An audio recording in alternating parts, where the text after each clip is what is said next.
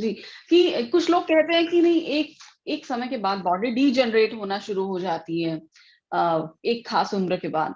तो body degenerate होती है कि हमने उसको ऐसा खाना दिया होता है कि वो बस अपनी जो एक पॉइंट है उस पर पहुंच जाती है, उसके बाद फिर वो अ, हमारे खाने की वजह से उसकी जो टॉलरेंस की क्षमता है वो खत्म हो जाती है बस एक उम्र के बाद। क्योंकि मान लीजिए उसने हमने 30 साल तक, 35 साल तक, 40 साल तक उसको ऐसा खाना दिया जो उसके लिए नहीं था, हमारी फूड हम्म। हैबिट्स खराब थी। देखिए तो फिर ये कहते हैं नहीं, पूर्णिमा। अच्छा 45 के बाद बॉडी डीजनरेट होती है, या 50 के बाद डीजनरेट होना शुरू हो जाती है, या हमने उसको डीजनरेट कर दिया उल्टा पुल्टा उसमें खाना डाल देखिए देखिए पूर्णिमा जी, आप कभी भी किसी घर जाइए जिसके घर में एनिमल्स है या बर्ड्स है, के। आप, मैं गारंटी देता हूँ, आप अगर हम्म उनको पूछो, आप उनको सालों से देख रहे होते हो कि उनका कुत्ता जो है सेम हम्म लग रहा है। आप कुत्ते को सीनियर सिटीजन की तरह नहीं बोल सकते।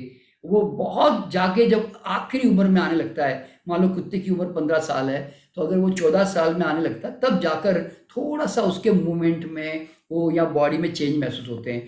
तो हमारी बॉडी में ना 80 90 में 90 में जाकर कुछ चेंजेस आने शुरू होते हैं, उसके पहले नहीं आते। ये जितने डी जनरेशन है ना, ये सारे कुक फूड, सॉल्ट, स्पाइसेस, मसाला, और ये ओवर ईटिंग, और ये जो टॉक्सिक बेवरेजेस, चाय, कॉफी, शराब, सिगरेट, तंबाकू, और ये सब जो हमने प्रोसेस फूड अडॉप्ट कर लिया है ना, तो उससे हमारे बॉडी में डैमेजेस बहुत फास्ट हो गए हैं। वो तो देखिए, ये 50-60 साल कोई मरने की उम्र नहीं होती। भगवान हमें कोई मारता नहीं है। मैं तो लोगों को यूं कहता हूं, हम सब सुसाइड कर रहे हैं, स्लो सुसाइड कर रहे हैं इस प्रकार से। तो इसीलिए हम तो 100 साल से ऊपर जीने के लिए बने हैं, पर हम अपने आप को मार रहे होते हैं। देखिए हमारी बॉडी में क्या होता है, हम 20-25 साल तक है ना, हमारी बॉडी में हाईली अल्कलाइनिटी होती है। तो हम जो खाते हैं, जंक भी खाते हैं ना, तो बॉडी मैनेज करके है ना, आपको पीएच को मेंटेन कर लेती है। फिर 25 से 50 साल में क्या होता है, एसिड लेवल 50-50 होने लगता है। तो फिर अब उसमें थोड़ा थोड़ा बॉडी में प्रॉब्लम आना शुरू होता है, क्योंकि अब बॉडी का अल्कलाइन लेवल कम होने लगता है। और 50-60 साल के बाद क्या होता है, आपका अल्कलाइन लेवल एकदम डाउन हो जाता है और एसिडिक लेवल हाई होने लगता है। आप बूढ़े क्यों होते हैं? क्योंकि बॉडी में एसिड लेवल हाई होकर सेल को इरिटेट करके डैमेज कर रहा होता है। तो अगर आपकी बॉडी में एसिडिटी बने, एसिड बनेगा ही नहीं, सेल में इरिटेशन होगी ही नहीं, तो आप कितना लंबा जी सकते हैं, जरा सोचिए। तो इसीलिए जब हम नेचुरल फूड पे रहते हैं ना, तो हमारी यंगनेस, हमारी लॉन्जेविटी बहुत लंबे समय तक रहती है, और हमारी स्किन कभी खराब नहीं होती। अब देखिए, अब आपके सामने मैं भी बैठा हुआ हूँ 72 में, अगर आप देखोगे जनरली लोगों की जो स्किन होती है वो पूरी की पूरी ऐसे झुर्रियों वाली हो जाती है, पूरी सारे ये सब झुर्रियाँ झुर्रियाँ झुर्रियाँ झुर्रियाँ हो जाती है। तो कम से देखिए, मैंने भी 25 साल ना बड़ा गलत खाया पिया है, मतलब बचपन में, तो उसका असर थोड़ा बहुत मेरे शरीर पे हो सकता है। लेकिन फिर भी आज मैं जो है ना, बड़ा हम्म अच्छा स्किन स्किन के अंदर महसूस करता हूँ। तो कारण क्या होता है कि बुढ़ापा जो है ना, वो हमारे गलत खान पान का नतीजा है। वरना 90 ईयर्स तक देखो ना, मिल्खा सिंह को देखो ना, मिल्खा सिंह 91 की तक भागते थे रेगुलरली, उन्होंने जिंदगी में कभी दवा नहीं खाई। तो इसका कारण क्या है कि ही मेंटेन बाय एक्सरसाइजेस, या जो भी उनका सिंपल खाना रहा होगा। तो कहने का मतलब ये है कि एजिंग जो है ना, वो लाई जाती है, तो आपके माइंड से लाई जाती है। आप देखना, कई बार 40 साल के लोग भी ना बूढ़े लगते हैं, सफेद बाल, हाँ। चेहरा उतरा हुआ, हम्म क्यों? Mind mind is the biggest creator.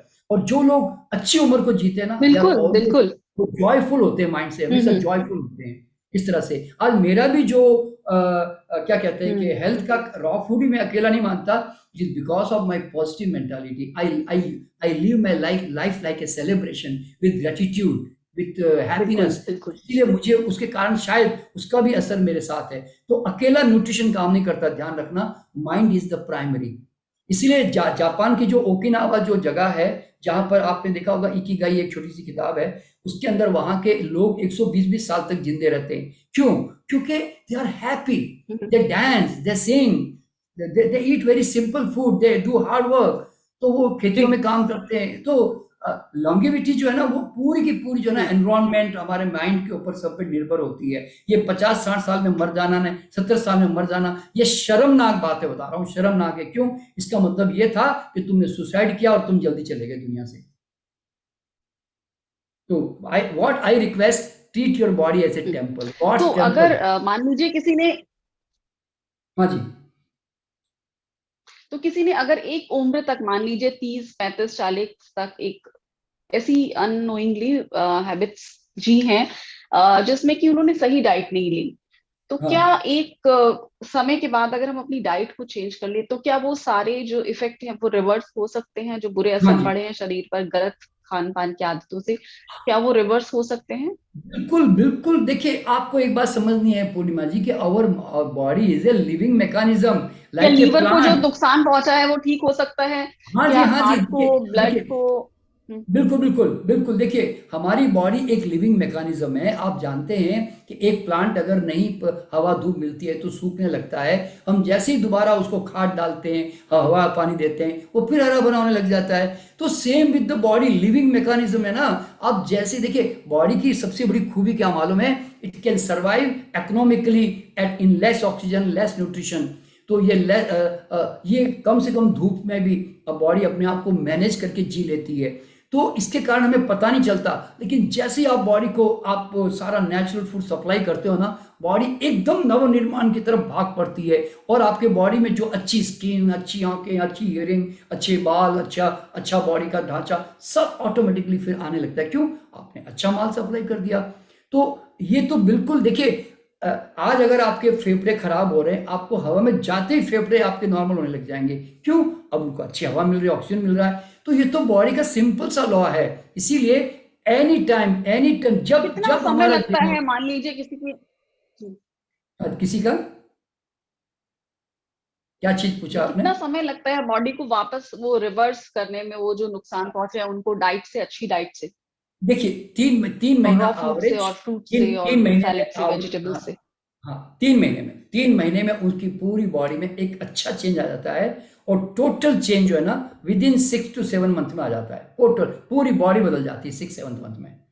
3 महीने में काफी अच्छा सिग्निफिकेंट रिजल्ट आ जाता है।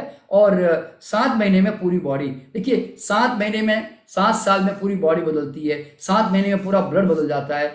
तो इसीलिए 7 14 21 जो है हमारी चेंजिंग पीरियड माना जाता है ना संसार में, हमारी जो उम्र है। तो 7 इज द की। जी ठीक है ना? तो आशा है जी, हमारे सारे दर्शकों को थोड़ा सा कुक फूड बहुत वर्सेस बहुत रॉ फूड शुक्रिया का। हाँ एनके शर्मा जी, बहुत ही विस्तार से आपने तमाम पहलुओं पर खान पान को लेकर जानकारी दी। उम्मीद करते हैं ये जितनी इंटरेस्टिंग इंफॉर्मेशन है और वाकई बहुत लोगों को ये इंस्पायर करेगी कि अब वो खाना खाने जाए तो जो भी उनका खाना हो, ब्रेकफास्ट लंच डिनर, उसमें कोई एक मील ऐसा हो जिसमें वो सिर्फ फ्रूट्स लेंगे। तो कम से कम मुझे तो इसके लिए इंस्पिरेशन मिल रही है कि एक मैं अपना एक मील या 2 मील तो ऐसे रखूं जिसमें सिर्फ फ्रूट सैलड हो।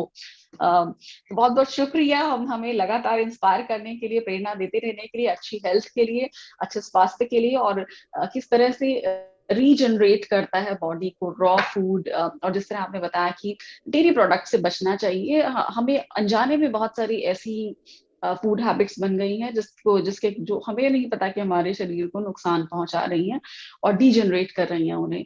तो जिस तरह आप कह रहे हैं कि मिल्क प्रोडक्ट, मिल्क प्रोटीन, ये बहुत अच्छा नहीं होता शरीर के लिए, इनसे दूर रहना चाहिए। फल खाने चाहिए, सैलड खाना चाहिए, रॉ वेजिटेबल्स खानी चाहिए या सब्जियां खानी चाहिए।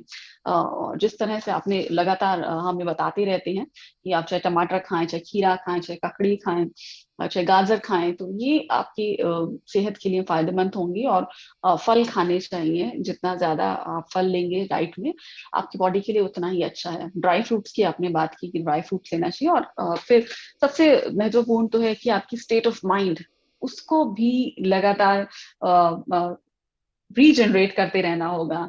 और चलते चलते आप क्या कहना चाहेंगे हमारे व्यूअर्स से कि जिस तरह शरीर के लिए तो फल और सब्जियां, सैलेड हो गया, माइंड के लिए कौन सा फूड होना चाहिए जो रोज हमें देना चाहिए माइंड को? और जिस तरह के वातावरण में हम रहते हैं उसके लिए किस तरह खुद को क्लीन करते रहना चाहिए, क्लटर निकालते रहना चाहिए, स्फूर्ति से, ऊर्जा से अपने दिमाग को और अपने माइंड को भरते रहना चाहिए?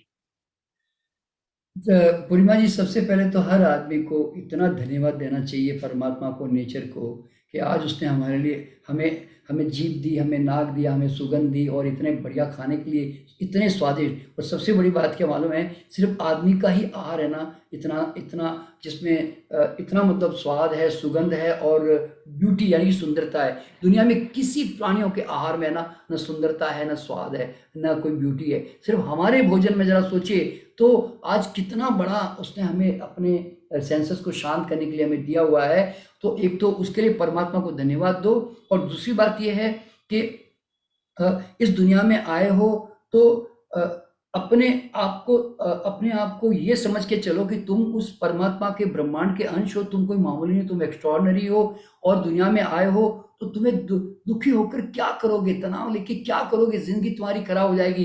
तो दूसरों को ब्लेम करने में, कंप्लेंट करने में, द्वेष करने में, ईर्ष्या करने में अपना टाइम खराब मत करो। तुम जो भगवान ने तुम्हें जो पत्थर बना के भेजा है ना, उसको उसको रोज उसको क्या कहते हैं, हथौड़ा मार मार कर है ना, उसको बढ़िया मूर्ति बनाओ संसार में। और इतनी बढ़िया मूर्ति बनाओ कि लोग जो है ना तुमको देखने के लिए आए कि क्या यूनिक आदमी है यार। तो जब भी अरे दुनिया में आए हो तो क्या क्या ऑर्डिनरी मूर्ति बना के जा रहे हो यार, ऐसे मर्जी आए वैसे, कहीं कान लगा दिए, कहीं आंख लगा दी। अरे अच्छी मूर्ति बनाओ, सुंदर मूर्ति बनाओ, दुनिया को कुछ देकर जाओ, तो जीवन जीने का मजा है वास्तव में। इसलिए जीवन में दुख नहीं है, तुमने दुख के रास्ते अपना लिए, कारण अपना लिए, तो अगर आप उसको समझ जाएंगे तो आप जो है कभी दुखी नहीं हो पाएंगे। मेरे जीवन में तो मैं यूँ कहता हूँ, मेरी मर्जी के बिना मुझे कोई दुखी नहीं कर सकता। तो आप भी ऐसा बोलिए कि मेरी मर्जी के बिना मुझे भी दुखी नहीं कर सकता, क्योंकि कौन तुम्हें दुखी कर रहा है, तुम्हारी मर्जी तो दुखी होते हो ना। तो इस तरह से, तो इसलिए क्या है, संसार में आनंद ही आनंद है। तो मैं तो बस यही सबको कहना चाहता हूँ। तो मैं भी आप सब लोगों से विदा लेता हूँ, और बहुत पूर्णिमा जी आपको भी धन्यवाद, आपके सारे दर्शकों को धन्यवाद। फिर मुलाकात करेंगे अगले वीडियो में फिर एक अच्छे विषय के साथ।